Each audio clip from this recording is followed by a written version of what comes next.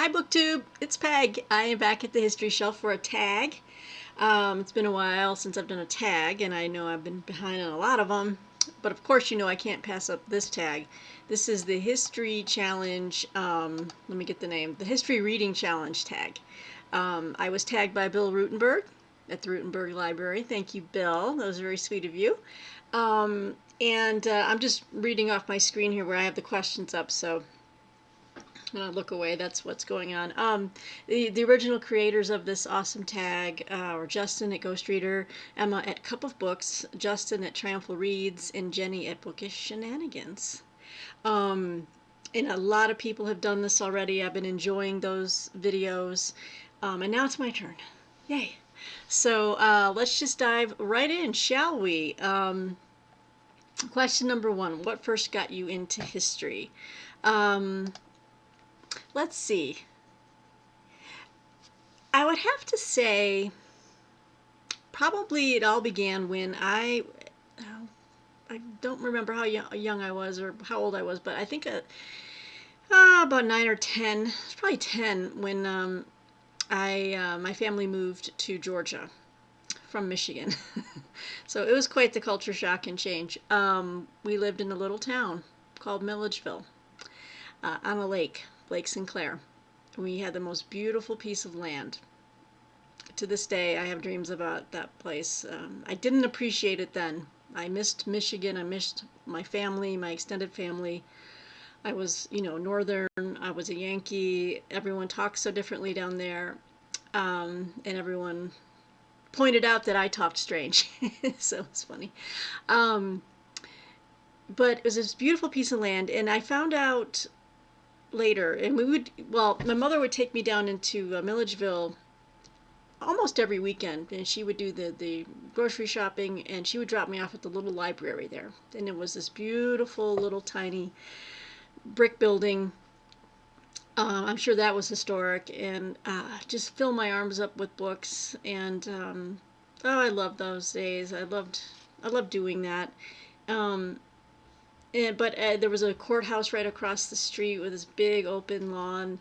And I found out later that Milledgeville was the capital of Georgia during the Civil War. And Sherman had marched through Georgia, obviously burning towns and plantations on his march to the sea. When I found out later that he had spared Milledgeville because he actually had a friend he went to school with. Hello. Sorry. Or something like that, but he knew someone and he did not burn the city down, or the town. It's so small though. It didn't really seem like it was much of anything, but so after we moved out of Georgia, we moved back to Michigan, and then I lived for a time in Florida. I got moved around a lot as a kid, but ended up back in Michigan. I started getting into history, especially Civil War, and my mom was so supportive of just my bookish desires. Started off with that wonderful Time Life Civil War book series. They were these slim volumes, and it was like, I don't have them. I think they were with my mom, and I think they were donated to the library down south. So but it was the Time Life series of Civil War books with the silver cover with the blue gilt writing on it, with like a little inset picture in the center, and each volume was on a certain topic of the Civil War. That got me going. I had also, gotten into the Old West. I loved Western history. The cowboys, the gunmen, the Native Americans. They called them Indians back then, and but learning about the Native American tribes, the settlers, Gold Rush, all that kind of stuff. And I had the Old West series that Time Life put out. And that was like the padded brown faux leather covers. They were so much fun. So my history love started there, primarily on Civil War and Old West. And I thought that's where it would stay forever. Because at the time, like, nothing modern interested me. I was not interested in the World Wars. I was not, none of that. I liked going back in time. But boy, did that change. It goes to show you, once you start getting into history, um, things just unfold before you and you start taking different paths. And it was a lot of fun. So I would just say my experience of living in the South and realizing I was living in an area that was historic, um, I think that's what got me into it. Also, I loved reading like the Wagons West series. I loved reading like historical fiction, and the Wagons West series. I know Bill Rutenberg, you enjoyed that too. You had talked about that series. I really love that stuff, so it just all kind of drew me into it. Question two: what is your favorite history book or author? Well, yeah, I hate to weasel my way out of this question because I can't just point to one book. I mean, look at this, and this is just a fraction of what I have. There's so many great history books out there. I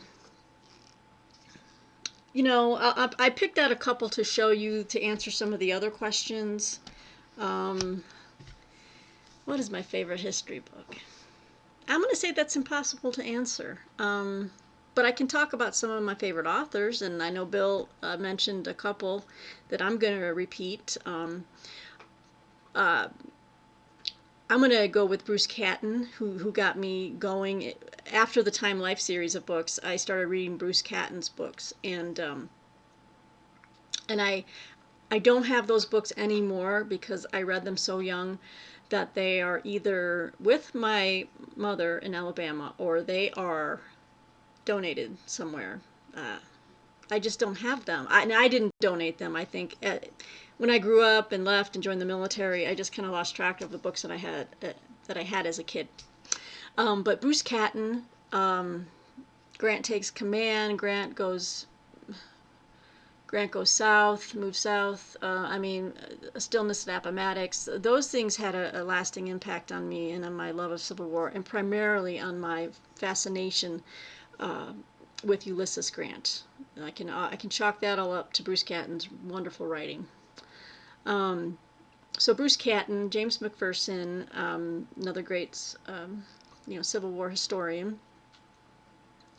Of course, my interest broadened, and I started getting into ancient history and the Greeks and the Romans, and so that is a rich field right there.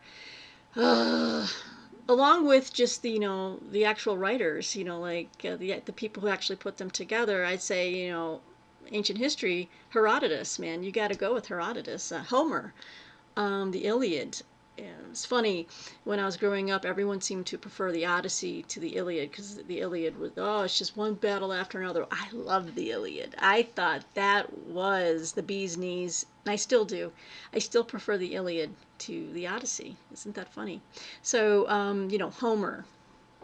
You got to go with Homer. Thucydides, Peloponnesian War. Then as you move into obviously modern day writers, the historians I read now, Adrian Goldsworthy, and I'm going to mention him again. I enjoy all of his books. He's fantastic. He's written biography on Caesar. He's written different books looking at command, um, Punic Wars. He's written a ton, and I love his work. H.W. Brands, which Bill mentioned. I have a bunch of his books, and you can't. I have an upper shelf that's off screen, but his work, his bios on like Grant. I haven't read his Benjamin Franklin though, and I want to do that because I heard that one is awesome. Um, he wrote a book about General MacArthur and I think Truman, which is right behind me. Yep. Where are you? I can't find them sometimes when I want to. He wrote a big bio on Andrew Jackson, The Heirs of the Founders. That's a recent book, and I should save that for the next question, which is, is there a book you want to read soon? And that's one of them. Gosh, and I know I'm gonna forget some as soon as I know I'm forgetting a lot, you guys. Simon Sebag Montefiore. Yeah, thank you. Yes, Court of the Red Tsar, his Romanov history, anything by him, I gravitate to and I pick up. So he's another great author that I love. Okay, I don't want this tag to go for 30 minutes, so let me see if I can keep moving. Question 3: what is your most anticipated history book that you have not read yet? Okay, so this goes back to Adrian Goldsworthy. He has a new book coming out in October, and I will be getting it. It's I have it pulled up here for you. It's Philip and Alexander, Kings and Conquerors. It's the definitive biography of one of history's most influential father-son duos. This definitive biography of one of history's most influential father-son duos tells the story of two rulers who gripped the world in their rise and fall from power. So it's about Philip and Alexander, obviously. Philip and Alexander. Oh, that's great, Peg. Adrian Goldsworthy, and it comes out October 13th by Basic Books. I'm very excited for that.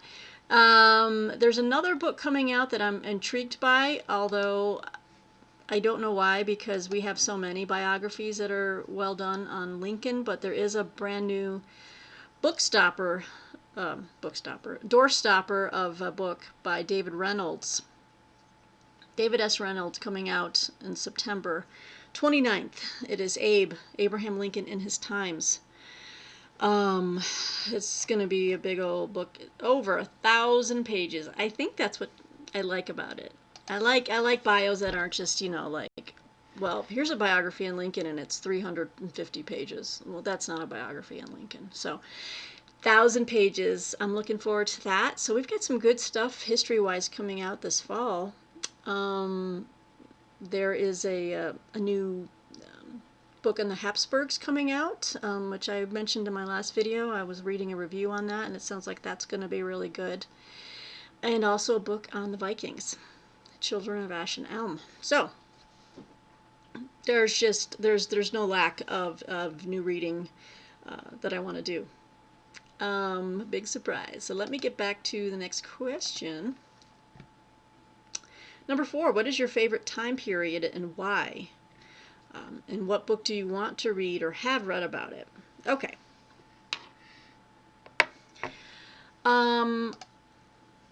Like I said, I started off as a Civil War buff, and I still am. It's still a major area of what I consider my amateur expertise. I have read the most about the Civil War. I've written about the Civil War. So, I would say Civil War, but I'm also, as many of you know, I've really moved into Russian studies, Russian history, and I love it. So, rather than repeating what I usually do, I'm going to say, for right now, my favorite time period is the late Russian history, the late 19th century through all of the 20th century. Late 19th through 20th century through like Stalin, Soviet Union. But I'm really into the history of the czars, and so when I say late 19th century, I'm primarily thinking of the last czar, Nicholas II. So, what book have I read about that period that I really enjoy? Well, you cannot beat this, and this is what really got me going on Russian history, and I have to attribute it to both this author and another one. I'll mention him in a second.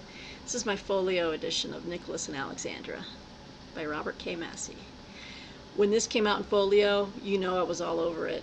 Look at this. Look at the sides on this case here. Their story still rivets me. I mean, I was just watching the beginning of a BBC Masterpiece Theater documentary on the love letters of Nikki and Alex, and I'm just still fascinated by the story. This is not the version I read it in. I mean, I read it from the library when I was younger. I mean, I was probably in my late teens when I read Nicholas and Alexandra. Um, ah, what can I say about it? What a love story, and what a complete tragic ending for that family. Nicholas was a very inept and very he was he was not made to be czar, and he knew it. He didn't want to be, but the family that they made and the love that they all shared was very moving. They were really like in their own little bubble, and everyone hated them on the outside, but they were just kind of in their own world and not paying attention to the zeitgeist of the times and where they were moving. And Nicholas, I think primarily through Alex's influence, but he wanted to live up to his father's ideal of what the Tsar should be, but he just was not made of that metal of Alexander III. So he tried to act reactionary, and whereas Alexander III knew how to be a reactionary, Nicholas he just wasn't up to it, and he pissed off a lot of people. Obviously. And then the whole thing with Rasputin just did not help their case at all. So, that's a book I have read and loved, and I plan on rereading it in this beautiful edition. The other author that started me on my interest in the Tsars and Russian history in general, which moved me into 20th century history and into a study of Bolshevism and the Russian Revolution, was Edvard Ledvinsky, I believe, and he wrote The Last Tsar, which was another great bio on Nicholas, written in a very colloquial Russian kind of way. It was very different from what how the American historians would write history, but I enjoyed it. Radzinski, sorry, not Ledvinsky. Gosh darn it, Edvard Radzinski, and he wrote a book on Rasputin too, I believe, but and I have it. So those are a couple of books I have read, and as far as like Civil War, which is also my favorite period, I've shown this book before. This one got me going as well. In addition to the Bruce Catton books that I mentioned, Battle Cry of Freedom by James McPherson is a book I have read, and that really a one-volume history of the Civil War that's just amazing. Question 5. What time period would you like to learn more about? What book do you want to read or have read about it? I'm looking for suggestions from my audience here. I really want to learn more about Renaissance, the Renaissance, and especially as it lived and breathed in Italy. So Renaissance Italy. Books that I've read that intrigued me were The Borgias by Paul Strathern, and I reviewed that for Open Letters Review, and that was like one of the first books I had read on the Borgias. And it got me intrigued in that time, and I'm wanting to read more about Renaissance Italy, the Italian Renaissance. So if you guys have good suggestions, well, obviously, I don't want bad suggestions. Lukash, looking at you. You guys have some suggestions on maybe just start with some good one-volume overall histories. Please let me know. I really want to know more about that time. I picked up some books along the way as they were recommended by other channels that I've watched, especially Jason Harrigan at Byways and Bookland, and probably a couple others that I'm trying to remember. I can't remember the names right now, but there are books out there, but I would like to have some more suggestions. Let's see. But I also have a second one I'd like to have some input on. I also want to learn more about Irish history as it pertains to the time of the Troubles. Now, I know that Martine, she is my touchstone for that because she lived through it as a kid. But I know that there's a couple of authors out there. Tim Pat Coogan, I think, is one. And I guess I want an objective study, and because I know it can be really touchy, with if some are writing from like a pro-British stance or whatever. But I want to learn more about that and how it all began, um, I need to check with Martina again to see if she had a recommendation. But that's another time. As like I really want to understand like 20th century Irish history. So. All right, let's just go with that. And question 6: what is your favorite person? Who is your favorite person? Not what. Who is your favorite person in history? What book do you want to read or have read about it? You guys know me? Do you know me by now? Can you guess who I'm going to say? Do I have to bring this out again? This guy. This guy right here. My bobblehead. My man. Ulysses S. Grant. I've talked about it. I've made videos on him, waxed rhapsodic. The quintessential American, I think, success story. But it's not even about success. It's about the man's character. He was a controversial figure for a while, but I think after the Civil War, and as the ex-Confederates in the South were trying to, find their place in this new country, they were trying to rationalize what they did, and they had to have a villain, on their side, or on our side, on the Union side, but also they needed to find a way to elevate Robert E. Lee, the Marble Man. And to do that, you had to dog out the man who beat him, who outgeneraled him, and vanquished and conquered that army, the Army of Northern Virginia, and brought it all to an end. They had to find a way to bring down Grant, and therein began the whole decades of like rewriting history and revising it, and then turning this guy into a butcher and a drunk. Which were, number one, false, and as far as the drunkenness thing, those were completely over-exaggerated. So it's great to see that he's had a renaissance of his own, being recognized for the great general that he was, and his presidency wasn't the best, but it can tell you it wasn't by far the worst, and he had I think good intentions for the country and trying to bring it together, and he was one of the first to try to really make civil rights, to defend it. He wanted to honor Lincoln's legacy. But you know how politics goes. It's skeevy, man. It's skeevy, and the people around you will, it's just gross, politics. So anyway, Ulysses S. Grant is my man. He's one of my favorite people in history. I'm trying to think if there's any others that really just jump out. I mean, there's so many people that I, admire. I will think of more. I just don't have time for you guys to sit here and watch me sit here and, just be like thinking. So I'm not going to waste your time. Grant. Okay, and what book have I read? I've read tons of books on Grant, obviously. But there's one that I have not read yet, and I want to read. It's a big I must have big ass. It's a big book. Crucible of Command. Oh, and this is another great. You'll see this guy's name everywhere if you're coming into the field of Civil War study. William C. Davis has written a ton of great stuff. Crucible of Command. Ulysses S. Grant and Robert E. Lee.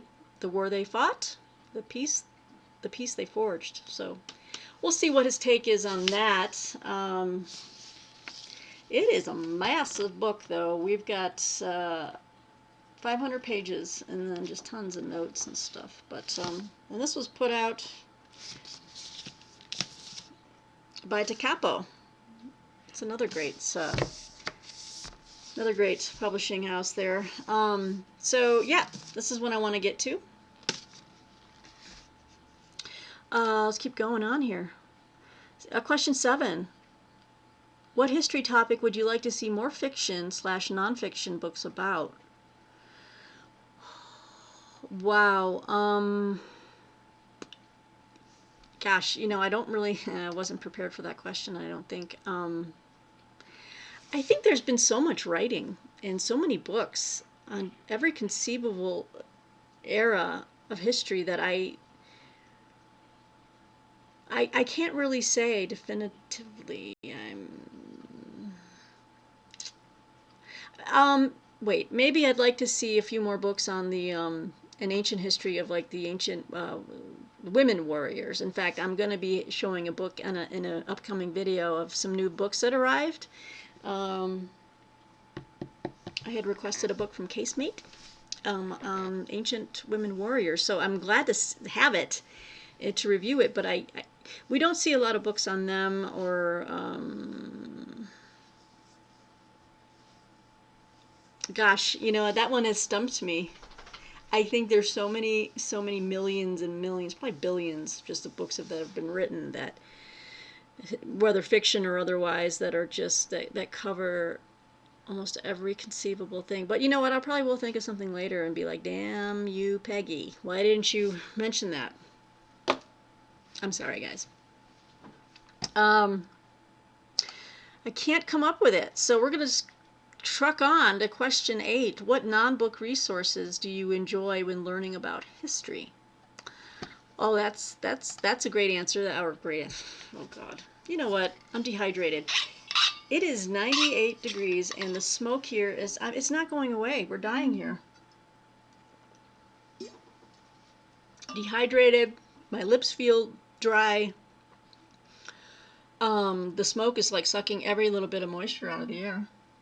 I'm sorry, guys. Okay, let's get it together, Peg. Get it together. Okay. Non-book resources. I watch a lot of documentaries. I love documentaries. I am going to do an ad here for the Great Courses.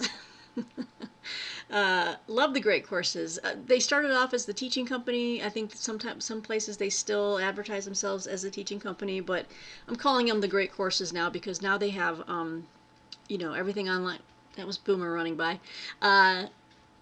They have everything now just like digital, and I started off with them when they had CD or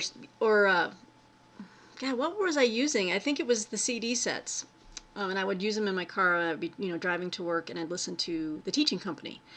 I think one of the first courses I ever bought from them were about the Greek masterpieces, and it was fabulous.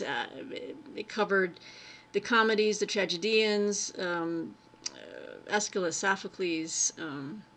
It was fantastic. That was one of my first courses, and then I never looked back. I just amassed this huge library of. I should take a picture or two, or maybe do a little video tour with my phone upstairs, because they're on some wall-mounted brackets. But I have CD courses. And then I started moving into DVD because I wanted to maybe see how the DVDs looked as opposed to listening. I wanted to see if they had like illustrations, maps, things like this. So, but I have a ton of great courses on every era of history. You name it, from ancient history through like the wisdom of history. I love J. Rufus Fears. He's one of my favorite. He passed away, so he's no longer with us. But his courses are amazing. If you have access to the Great Courses Plus, like on your Fire TV or anything like that, which I do now. I have a subscription. I just decided, it's just the easiest thing to do now. You can access his courses, and they're amazing. I love his courses. I have the full Civil War set by Gary Gallagher. Love that one as well, and I listened to that one in my car. It was a CD set, so that was amazing. ton of stuff. Oh, in fact, yeah, hey, you can see one right behind here. Let me just grab it.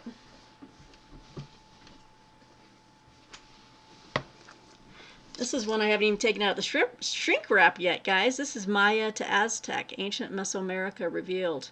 Yeah, DVD. They were having sales, and I think they were just purging a lot of their stock lately, or I think about a year ago, because they're moving everything pretty much to digital, to the Great Courses Plus. But I'm glad to have physical copies of DVDs, and so yeah, Maya to Aztec. I mean, I'm looking at Latin American history, Central America, South American. Oh, the Age of Exploration. I've got a whole series on Egypt and Middle East, Near East.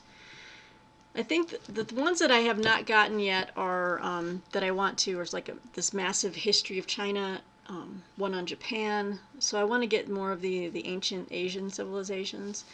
Anyway, so I'm digressing, but the Great Courses is one of my main non-book resources for learning.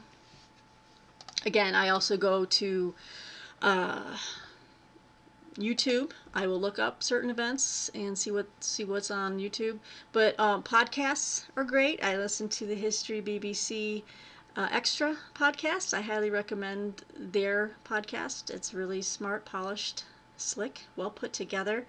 And boy, you listen to that podcast and you will be buying more books. I try to find other podcasts on iTunes where they're like book reviews. Oh wait, here's another. I should have said that. There's another area you can find out about new books coming out in history. It's called the New Book Network. So check out their podcasts. They have a whole subgenres of podcasts. I subscribe to like New Book Network, but there's also subgenres. So there's like new history, new biography, new Middle East, and have it in my feed, and it's updating constantly, and where they interview authors, and yeah, so podcasts, great courses, and documentaries, and magazines. Duh. Oh, hello, I can't believe I forgot that. I get a million different history magazines as well. So histories and journals, which are non-book, but they're close to it.